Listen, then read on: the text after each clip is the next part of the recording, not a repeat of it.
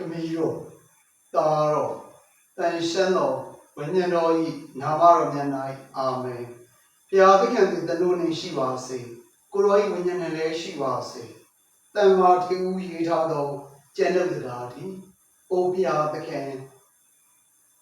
Kurosha, Bono Gono Shivasi, Tamati can you share, can you Nasatoma, Nasakaneta? Kurodi, Libodu, Tatom Doka, Rido Rudi, Kuroi Nodo, Aitari,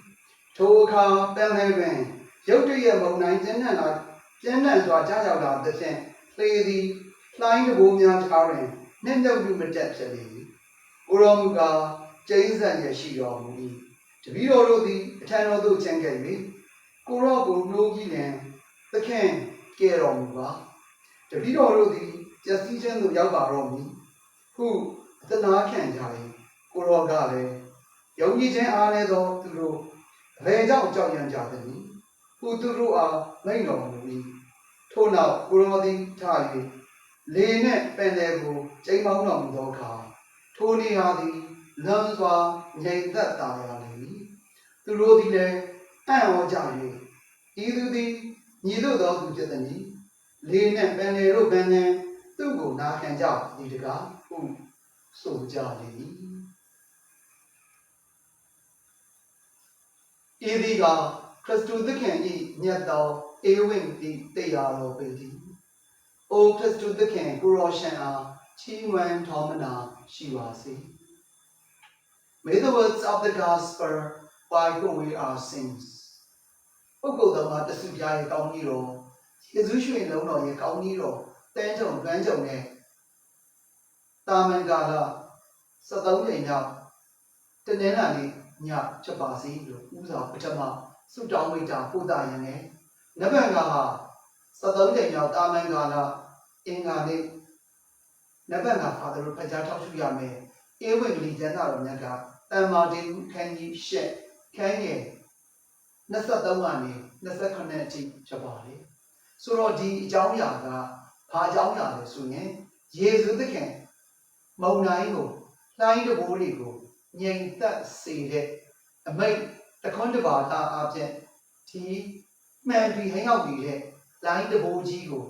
တော့ဒီ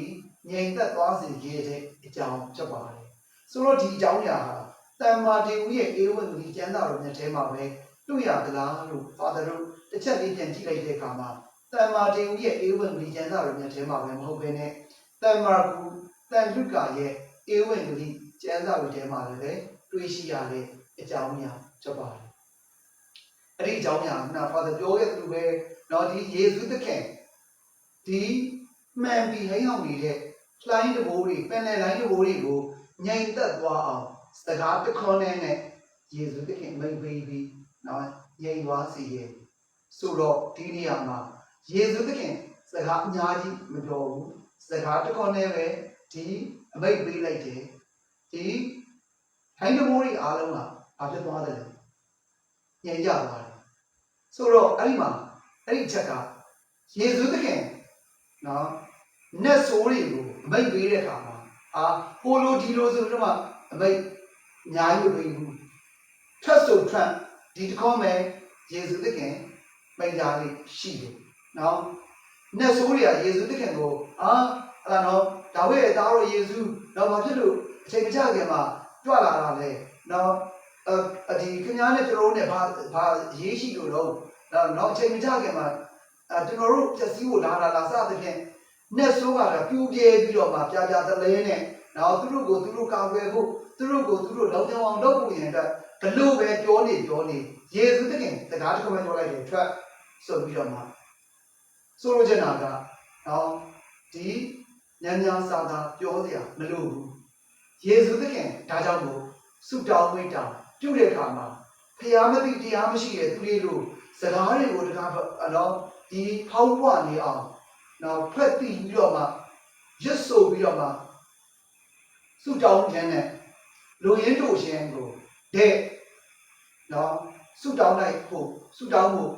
တောင်းတထားပါတယ်။ဘာကြောင့်လဲ Father တို့ကစကားတွေတိတ်ပြောလို့ရှိရင် ဘုရားပေါ်မှာရှိတဲ့ယုံကြည်မှုက Father တို့ညော့နေတဲ့လက္ခဏာကိုပြတာဟာဟိုကလည်းတောင်းမှမလို့မတောင်းမှသေးဒါလည်းမတောင်းမှသေးဟိုကလည်းမတောင်းမှသေးဟာဒါလည်းမတောင်းမှသေးဆိုတော့မတောင်းရတာဒီတင်းစဉ်းစားပြီးတော့မှအဲ့လိုစဉ်းစားလိုက်ခြင်းအဲ့လိုတွေးမိလိုက်ခြင်းအပြင်ဒါကိုယ်ထဲမှာကိုယ့်ရဲ့ယုံကြည်ခြင်းကဖြစ်သွားတာနဲ့ငါအဲ့လိုပြောခြင်းရှားမသိဘူးငါအဲ့လိုတောင်းခြင်းရှားမသိဘူးဆိုတဲ့ဒိဗေကိုတက်ရောက်သွားပါတယ်ဒါကြောင့်မို့လိုရင်တို့ရှင်ထိထိမိမိဒီလုံးကိုပဲတောက်ဖို့လိုအပ်ပါတယ်ဒါကြောင့်မို့နော် Father တို့နော်ဒီတရားဟောတော့မယ်မိစားပူဇော်တော့မယ်ဆိုရင် Father အများကြီးပြောလို့ရှိပါတယ်ဖြစ်နိုင်လို့ရှိရင်နော်လားဖြစ်နိုင်လို့ရှိရင် Father ကမိစားကိုပူဇော်ခင်မှာနော်အမတန်ရမှာလည်းကျင်းစင်လာပြီဒါပေမဲ့ Father မိစားပူဇော်ကိုသွားတဲ့အခါမှာတော့ရွာရွာသွားတဲ့အခါကျရင်အဘက်ပြရတာရှိတယ်ပြီးတော့မှတခြားနော်လူတွေနဲ့ရွာ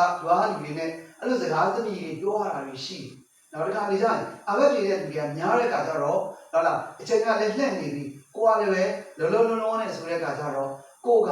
မနက်ကဖြစ်ဖြစ်မနေ့ကဖြစ်ဖြစ်ကျန်းစာဖတ်ပြီးတော့မှထောက်ရှူထားတဲ့အဲ့ထောက်ရှူချက်ကိုပြန်ပြီးတော့မှနှွေးဖို့အတွက်အချိန်မရှိဘူးအဲ့လိုမရှိတဲ့အခါမှာတစ်ခါလေကျတော့တော်တော်လေးဟုတ်လားနော်ဒီ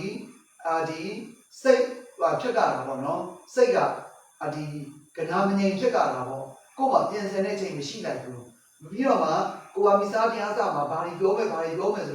အဲ့လိုတွေးထားတာတွေလည်းပဲပြန်ပြီးတော့ကိုဝေးဖို့အချိန်မရှိဘူး Father ကတော့ဖြင့်ဒီဩဝါဒကိုရေးလေတော့မရှိဘူးဟလားတချို့ကတော့ပြောကောင်းမြန်မာဆိုရေးထားပေါ့ Father အရေးတဲ့အချက်မရှိဘူးရေးရတာမှကိုရေးထားတဲ့အတိုင်းပဲပြောဖြစ်ချင်မှပြောဖြစ်မယ်ဒါပေမဲ့တော့အကြောင်းအရာကိုတော့ Father ကောင်းထဲမှာတွင်းထားပြီးသားနော်လားဆိုတော့အဲ့ဒီချိန်မှာတန်ရှင်းတော်ဝိညာဉ်တော်ပြပေးလာတဲ့နော်ဒီအလင်းကျေးဇူးတော်ပေါ်မှာမူတည်ပြီးတော့မှကိုပြောမဲ့ဒီအကြောင်းအရာကိုနော်ဒီဆက်တဲ့ဟလာနော်တာရကလေးတွေနဲ့နော်တကယ်အဖြစ်အပျက်လေးတွေနဲ့နော်ထည့်သွင်းပြီးတော့မှအဲ့လိုလေးပဲ all ရှိတယ်ဆိုတော့အားလုံးကိုလို့လည်းဆိုရင်အချက်ယူဖို့လိုတယ်ပေါ့နော်ဒီချက်ယူဖို့လိုတယ်ချက်ယူဖို့လိုအပ်ချက်ကဘာကြောင့်လဲဆိုရင်ပို့ပြီးတော့မှထိမိတဲ့စကားလုံးတွေပြီးတော့မှနော်တန်ရှင်းတော်ဝိညာဉ်တော်ဘုရားကကိုယ့်ကိုစိတ်စော်နေတဲ့ပြောစီခြင်းနဲ့နော်ဒီအလင်းပေးလိုက်တဲ့စကားလုံးတွေကဘာတွေလဲဆိုတာကိုပြန်ပြီးတော့မှနော်စဉ်းစားဖို့ချိန်ရတယ်နော်တရားဟောတယ်ဆိုတာအတက်နဲ့ဟောတာမဟုတ်ဘူးနော်တရားနဲ့ဟောတာနော်အတက်နဲ့ဟောတာမဟုတ်ဘူးအသိနဲ့ပဲဟောတာမဟုတ်ဘူးနော်ဒီအသိရဲ့အတက်ကပြီးတော့မှတရားရှိဖို့လည်းပဲဒါလိုအပ်တယ်နော်တရားရှိဖို့လည်းပဲလိုအပ်တယ်အဲ့ဒါကြောင့်မို့လို့အချိန်နည်းနည်းယူဖို့လိုအပ်တယ်နော်ဒါပေမဲ့တစ်ခါလေကြာရင်ယူလို့ရတဲ့ရလိုက်တဲ့အချိန်ရှိတယ်လို့တစ်ခါလေကြာရင်လည်းမယူလိုက်ရတဲ့အချိန်တွေလည်းပဲဒါရှိတတ်တယ်အဲ့ဒါတော့ရှိတတ်တယ်ကဲဆိုလို့ချင်တာကထိမိထိရောက်တော့လိုရင်တိုရှင်းတဲ့ Father တို့ဒီစုတောင်းတက်ဖို့ဒါအရေးကြီးတယ်ဆိုတာနော်ပြီးတော့မှအဲ့လိုလိုရှင်းတဲ့ Father တို့စုတောင်းနိုင်ခြင်းအပြင်နော်ဒါဘာလို့လဲကိုအဲ့လောက်စုတောင်းပြီဆိုဘုရားကပိုသိတယ်ဆိုတာမျိုးတွေပေါ့ဆိုတော့တခါလေကြာလို့ရှိရင်ဆက်ပြီးတော့မှပြောအောင်မယ်နောက်တချို့မိစား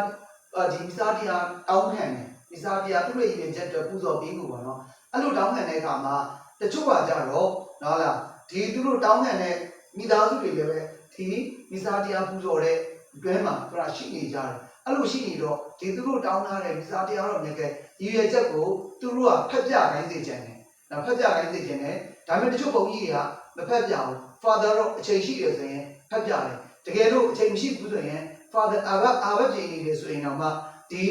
မိစားတရားတော်မြတ်ကရည်ရွယ်ချက်ကို Father ကိုယ်တိုင်ကိုဖက်ရင်တော့မှဓမ္မဆရာတွေကိုကြိုပြီးတော့မှ Father ဖက်ကိုသူတို့ကိုအခွင့်ပေးထားတယ်ခွင့်ပေးထားတယ်လို့ပုံရင် Father အဘက်ပြေတာလည်းလူတွေအများကြီးနဲ့အချိန်ကလည်းနဲ့နေပြီပြီးတော့မှဒီမိစားရွယ်ချက်တွေလည်းတကယ်လို့ညားလို့ရှိရင်ပေါ့ဟောညားလို့ရှိရင်ဒါတွေတစ်ခုချင်းစီပြန်ပြီးတော့မှဖက်နေရမယ်ဆိုတော့ပို့ပြီးတော့အချိန်ကုန်တယ်အဲ့ဒါကြောင့်မို့အချိန်ကိုနော် Father တို့ဒီချင်းချိန်တဲ့အနေနဲ့အချိန်ကို Father တို့ဒီ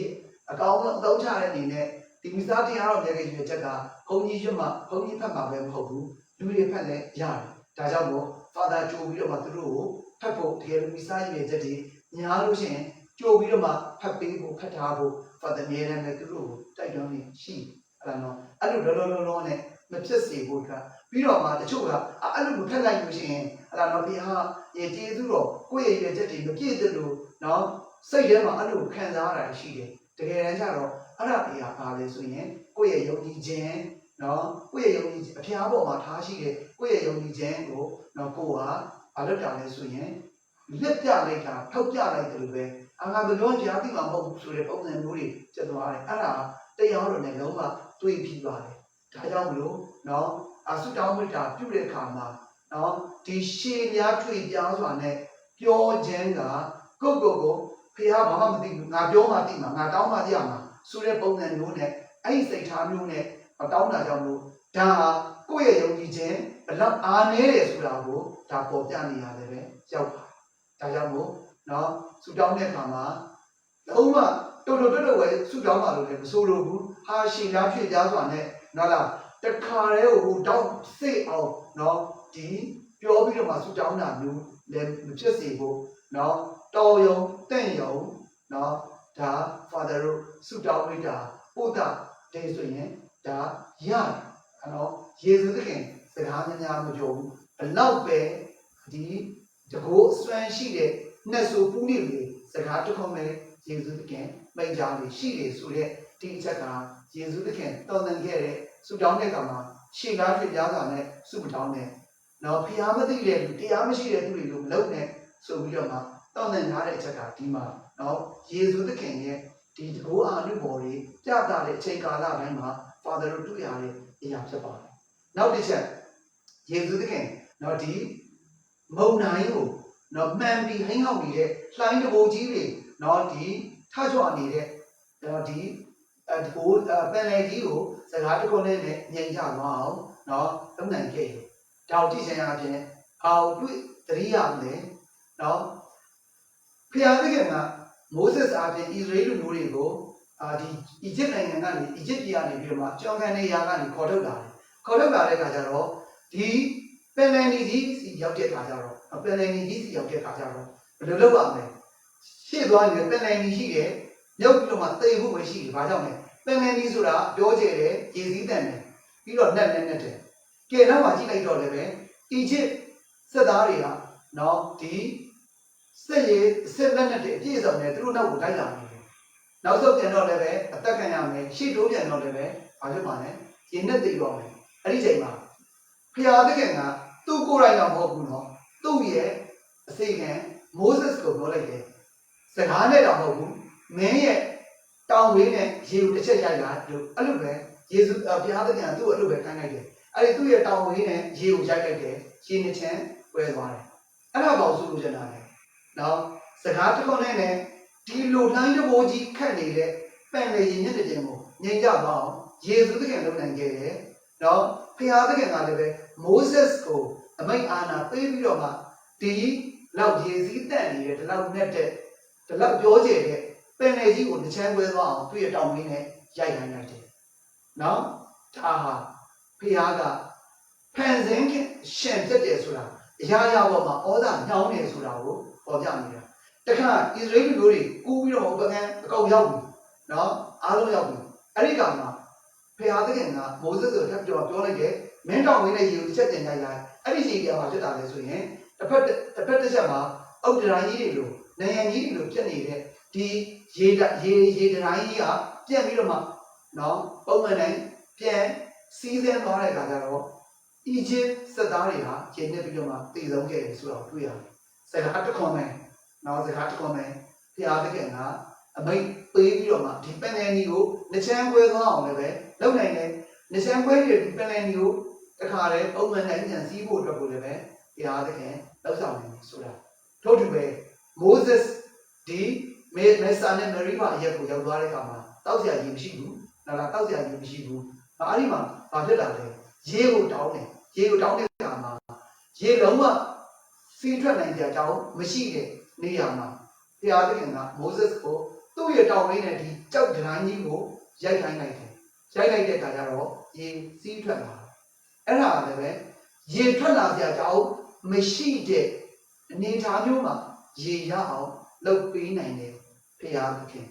နော်ဆိုတော့ဒီပင်လယ်ကိုင်းတဘိုးကြီးကတလောက်ကြီးမှန်ပြီးဟိန်းအောင်နေတာဘလို့မှစကားတစ်ခေါက်နဲ့ညိတ်ကြပါအောင်လုံးဝပြပြသွားအောင်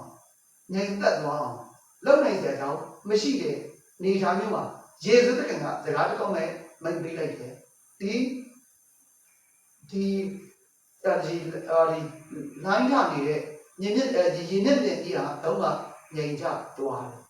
နော်ဒါဟာယေရှုသခင်အမိန့်ပေးနိုင်စွမ်းရှိတယ်လို့နော်အဲ့ဒါဘာကိုပြတယ်လဲဆိုရင်ဓမ္မဟောင်းကာလမှာနော်ဘာလို့ဒီတွေ့ကြုံခဲ့ရတဲ့ရေနဲ့ပတ်သက်တဲ့နော်ဒီအကြောင်းအရာလေးတွေကိုဒါပေါ်ပြနေတာဟာပေါ်ပြနေတာဆိုတော့ဒီယေရှုသခင်ကနော်သူဟာဘာဖြစ်ပါလဲခမည်းတော်ဘုရားရဲ့စေလွတ်ခံရတဲ့ဒုတိယနော်ပုဂ္ဂိုလ်သားတော်ဘုရားဖြစ်တယ်ဆိုတာကိုလာပြီးတော့ပေါ်ပြတယ်ဘယ်လိုပေါ်ပြတာလဲဓမ္မဟောင်းမှာဘုရားသခင်ကသူ့ရဲ့အာဏာစက်နဲ့ဒီလိုတဘာဝတရားတွေကိုလည်းပဲသူ့ဟာအမိန့်ပေးနိုင်ခဲ့တယ်အခုယေရှုသခင်လည်းပဲဒီတဘာဝတရားကိုအမိန့်ပေးနိုင်ပြီးတော့မှချိန်ချပေါင်းလုပ်နိုင်တယ်ဆိုတာကဘာဖြစ်တာလဲဆိုရင်ဖျားအဖြစ်တော်ဟာတူနေတယ်ဖျားရဲ့ဂုံကြီးကအတူတူပဲဒါကြောင့်မို့သူ့ဟာခမည်းတော်ဖျားနဲ့တူတယ်ဆိုတာကိုသူ့ရဲ့ဖျားဇာတိတော်ကိုယေရှုသခင်ကဒီနေရာမှာမှန်ပြီးဟန်ရောက်နေတဲ့တိုင်းတော်ကိုထောက်နေတဲ့နော်ဒီရေပြင်းကြီးကိုအမိန့်ပေးပြီးတော့မှငြိမ်သက်သွားစေခဲ့တယ်လို့ပဲနော်တပောင်းမှာပင်လယ်ကြီးကိုနှချမ်းခွဲအောင်လုပ်နိုင်တယ်ပင်လယ်ကြီးကိုပုံမှန်တိုင်းကျမျိုးမှာစီးသွားအောင်လုပ်နိုင်တယ်နောက်ပြီးတော့မှရေမထွက်နိုင်တဲ့နေရာဒေသအခြေအနေမျိုးမှာနော်ရေရအောင်လုပ်ပေးနိုင်တယ်နော်ဆိုတော့ဒီဘိုင်းတဘိုးကြီးကိုဘလို့မှစကားတစ်ခုနဲ့ငြိမ်ချသွားအောင်လုပ်နိုင်ဘူးဒါပေမဲ့ယေရှုသခင်လုပ်နိုင်ခဲ့တယ်ဆိုတာကဖခင်ရဲ့ခမည်းတော်ဖခင်ရဲ့နော်ဖခင်ဇာတိတော်ယေရှုသခင်ရဲ့ဖခင်ဇာတိတော်ဒီဖခင်သခင်ရဲ့နော်ဒီဂုဏ်ကြီးတော်ပြီးတော့မှယေရှုသခင်ရဲ့နော်လာဂုဏ်ကြီးတော်ကနော်ဒါတစ်ထပ်တည်းကြတယ်ဆိုလိုချင်တာပါလေဆိုရင်ယေရှုသခင်ဟာခမည်းတော်ဖခင်စေလွတ်တဲ့နော်သူဖြစ်တဲ့ခမည်းတော်ဖခင်နဲ့ဇာတိတူတဲ့ဂုဏ်ကြီးတူတဲ့ဆိုတာကိုပေါ်ပြနေပါတယ်ဆိုတော့နော်ဖာသာတို့အနေနဲ့နော်တောင်ကြည့်ခြင်းအပြင်ဒီယေရှုသခင်ကတဘာဝတရားကိုနော်ဒီဩဇာလွယ်မှုတို့လိုပဲသူ့ရဲ့ဒီဩဇာကခမည်းတော်ဖျားရဲ့ဩဇာနဲ့အတူတူပဲဖြစ်ပါတယ်ဆိုတော့ဖာသာတို့အနေနဲ့နော်ဒီဘလို့ပဲကြုံတုံဘလို့ခက်ခဲပဲကြုံတုံဘလို့နောက်ဆက်ခြင်းပဲကြုံတုံနော်ဘလို့အနေပဲရှိဖာသာတို့ကဖျားသခင်ကိုယေရှုသခင်ကိုတောက်ဝင်ယုံကြည်ဖို့အရေးကြီးတယ်တောက်ဝင်ယုံကြည်တယ်ဆိုရင်ဖာသာတို့ကဒါတွေအားလုံးဒီဘေးရန်ကနေကင်းဝေးတယ်ဆိုတာကိုဒါနော်ဖာသာတို့တွေ့ရတယ်သိရတယ်ဒါကြောင့်ယေရှုသခင်ဘာလို့မိန့်ကြားခဲ့တယ်လဲယုံကြည်ခြင်းအားနဲ့သူတွေဘာကြောင့်ကိုကြောက်နေကြတယ်လို့ယေရှုသခင်ရဲ့နော်ဒီပြည့်တယ်ဝေဖန်မှုငေါ့ငန်းမှုကိုနော်လားဖာသာတို့ရှောင်နိုင်မလားဖာသာတို့ခံရရသလားကိုယ့်ရဲ့ယုံကြည်ခြင်းကိုပြန်လည်ပြီးမှစမ်းစစ်ပါကိုယ့်ရဲ့ဘဝမှာမုံတိုင်းလို့လိုင်းတဘိုးလို့နော်လှိုင်းကွက်ထနေတဲ့နော်ကိုယ့်ရဲ့ဘဝကိုယ့်ရဲ့ဘဝအခြေအနေကိုဖြတ်တန်းတဲ့အခါမှာကိုယ်ဘယ်လိုတုံ့ပြန်တယ်လဲနော်ဘယ်လိုတုံ့ပြန်တယ်လဲကြောက်အားဖို့ပြီးတော့မှယေရှုသခင်ကိုအတင်းပူဇော်တာဒါမှမဟုတ်ရင်ဖာသာတို့ကငါတို့ဆရာသမားတော်မှာဒီမှာရှိနေတာပဲသူမသိလို့ရှိရင်ငါတို့သိကြကြောင်းဘာရှိတော်လို့အဲ့ဒီယုံကြည်ခြင်းမျိုးဖာသာတို့မှာရှိတာတပည့်တော်ကြီးတွေမှာတော့အဲ့လိုမရှိဘူးယေရှုသခင်အဲ့လိုကြီးအိမ်မောကြနေတယ်ဆိုတဲ့ကနော်သူတို့ရဲ့စိတ်ထဲမှာsorry ယေရှုသခင်အိမ်မှာရှိနေတာတော့မှသူတို့ရဲ့စိတ်ထဲမှာယေရှုသခင်နဲ့အရန်ကိုလမ်းဝေးနေတယ်လို့ပဲဒါကြောင့်မို့ယေရှုသခင်တောင်မှအတ္တမျိုးလှေဦးပိုင်းမှာနေပြီးတော့မှအုံခေါင်းအုပ်ပြီးတော့မှအိပ်တော်နိုင်တဲ့ညီထားမျိုးဆိုတာကနော်တိုင်းတဘိုးကကြီးသလားသေးသလားဆိုတာအဲ့မှာစဉ်းစားကြည့်လိုက်နော်တကယ်တမ်းနော်တိုင်းတဘိုးအရင်ကြီးလို့ရှိရင်ယေရှုသခင်အဲ့လိုအေးသေးသေးအိပ်ဆက်လို့ရမှာမရဘူးနော်ဒါပေမဲ့ဒီနေရာမှာတပည့်တော်ကြီးတွေကယေရှုသခင်သူတို့နဲ့ရှိနေတာတော့မှယေရှုသခင်ဘယ်သူပဲဝါဆိုတော့သူကမယုံကြည်လို့သူတို့မြင်ရတဲ့ line ဒီပုံမှန်နော်ဒီ line ခွက်လေးတွေဟာ line တဘိုးလေးတွေဟာနော်ပုံမှန်ထက်တော့နည်းနည်းလေးပို့ပြီးတော့မှပြင်းထန်မယ်ပို့ပြီးတော့မှနော်ဒီအားကောင်းဒီတာမန်အနေထားတဲ့ပို့ပြီးတော့မှနော်ကြမ်းကောင်းကြမ်းမယ်ဒါပေမဲ့အဲ့လောက်ကြီးသူတို့သိရမယ်အနေထားမျိုးရေနဲ့မြုပ်သိရမယ်အနေထားမျိုးမရှိဘူးယေရှုသခင်တော်မှာကျိန်းနိုင်ပြီးတယ်ဆိုတော့အဲ့တော့ကိုသူတို့က ဟလာနော်သူတို့မျက်စိထဲမှာဖျားမရှိတရားမရှိတဲ့ခါကျတော့ဟာနော်အေယာမလိုင်းလုံးကြီးတွေလို့မြင်သွားတယ်ပုံမှန်ရှိတာထက်အရင်ကြီးမှကြီးမှသူတို့ရဲ့ဉာဏ်ထဲမှာပုံကြီးချိန်တွေမှာသူတို့မြင်လိုက်တယ်ဒါကြောင့်မလို့သူတို့ဟာအကြောက်ကြီးကြောက်စိုးရိမ်ပြီးတော့မှယေရှုသခင်ကိုနော်ဒါနိုးထားခဲ့တယ်ဆိုလိုချင်တာဖျားမပါတရားမပါလို့ဖြစ်ရင် Father ရဲ့ဘုရားမှာတွေ့ရတဲ့ခက်ခဲဒုက္ခတွေဟာဘလောက်ပဲသိနော်ကဘာကြီးပြီးနေတယ်လို့ပဲနော် Father တို့နော်ခံစားပါလိမ့်မယ်နော်တရားမပါဖျားမပါလို့ရှိရင်နော်ဖျားနဲ့မရှိတရားနဲ့မရှိလို့ရှိရင် Father တို့ရဲ့နော်ခံစားတဲ့ဒုက္ခဝိညာဉ်သိလေးဟာမခံနိုင်အောင်နော်တကယ်သိတော့မဲ့အတိုင်းခံစားရတတ်တယ်ဆိုတာဒီလက်ပံကဖတ်တဲ့ဒီအေဝံဂေလိကျမ်းစာတော်မြတ်က Father တို့ကိုအသိပေးနေဒါကြောင့်မလို့ဖျားကိုယ့်ရဲ့ဒုက္ခကိုယ့်ရဲ့ဘဝမှာကိုယ်လက်ရှိကြုံနေရတဲ့ဒီဒုက္ခမှာသိကြီးတယ်လို့ဟာလာကိုမထမ်းနိုင်တော့ဘူးလို့ထင်နေသလားဒါဆိုရင်ငါဖျားပေါ်မှာအဲ့ဒီယုံကြည်မှုဟာအရန်ကိုအားနည်းနေသေးတယ်ဆိုတာကိုလည်းပဲသိလိုက်ပါဒါကြောင့်မို့ဖျားပါလို့ရှိရင်ဘလောက်ပဲအနည်းကြီးမာရှိနေပါစေအခက်အခဲကြုံနေပါစေအဟံကားတွေရှိနေပါစေချိန်ချောက်မှုတွေရှိနေပါစေ Father တို့ဟာဘာဖြစ်တာလဲဒီခက်ခဲကိုဒီတောင်းကိုလွယ်ကလေးနဲ့ကြော်လွှားနိုင်ပါလိမ့်မယ်အဲ့ဖျားမပါတဲ့ခါကျရင်သေးလေးနဲ့တကယ်အေယာမကြီးနော်နည်းနည်းလေးလည်းအများကြီးလို့ Father တို့ဟာခံစားရမယ်ပေါ့လေးလည်းပဲအရန်လေးတယ်လို့ Father တို့ခံစားရပါလိမ့်မယ်ဖျားသခင်ဒီသတို့နဲ့ရှိပါစေကိုရောဝိညာဉ်နဲ့လည်းရှိပါစေအလုံးစုံကိုတတ်နိုင်တော်မူသောခမည်းတော်သားတော်တန်ရှင်းတော်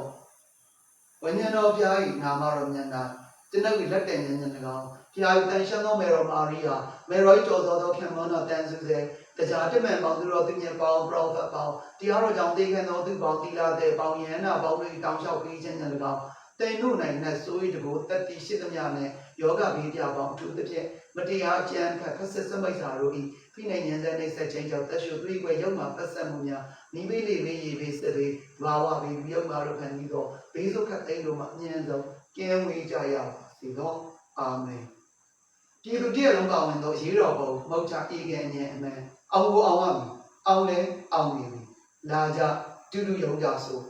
နောက်ဆုံးလှိုင်းအိမ်ပြန်လှိုင်း